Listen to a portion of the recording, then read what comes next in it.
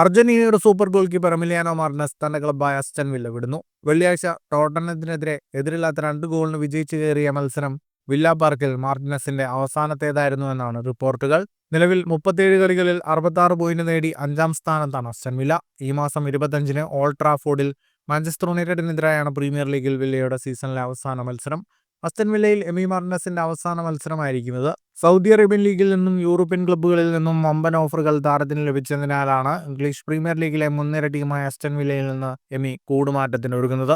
അർജന്റീനയുടെ കഴിഞ്ഞ ലോകകപ്പ് വിജയത്തിൽ നിർണായക താരമായിരുന്നു എമിലിയാനോ മാർട്ടിനസ്. ഫ്രാൻസിനെതിരായ കലാശക്കളിക്കൊടുവിൽ പെനാൽറ്റി ഷൂട്ടൌട്ടിൽ അർജന്റീനയെ ചാമ്പ്യൻ പട്ടത്തിലേക്ക് കൈപിടിച്ചുയർത്തിയത് എമിയുടെ മനസാന്നിധ്യവും അത്യുഗ്രൻ സേവുകളുമായിരുന്നു. 2024-25 വർഷത്തെ ചാമ്പ്യൻസ് ലീഗിൽ മികച്ച പ്രകടനം കാഴ്ചവെച്ച ടീമിലും എമിലിയാനോ മാർട്ടിനസ് ഉണ്ടായിരുന്നു. ക്വാർട്ടർ ഫൈനലിൽ ഇരുപാതകളുമായി PSG-യോട് 4-5 എന്ന സ്കോറിന് കഷ്ടിച്ചു തോറ്റാണ് അസ്റ്റൺ വില്ല പുറത്തായത്.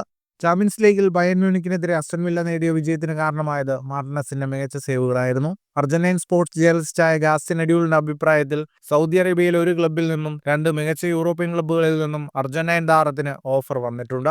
എന്നാൽ ലോകകപ്പിലേക്കായി കൂടുതൽ ഒരുങ്ങാൻ സൗദി അറേബ്യയ്ക്ക് പകരം യൂറോപ്യൻ ക്ലബ്ബുകളിൽ നിന്നുള്ള ഓഫർ എമി സ്വീകരിക്കുമെന്നാണ് കരുതുന്നതെന്നും ഗാസ്റ്റിൻ എഡ്യൂൾ പറഞ്ഞു. ഫുട്ബോൾ ലോകത്തെ കൂടുതൽ വാർത്തകൾക്കും വിശേഷങ്ങൾക്കുമായി സ്പോർട്സ് കഫേ സബ്സ്ക്രൈബ് ചെയ്യുക.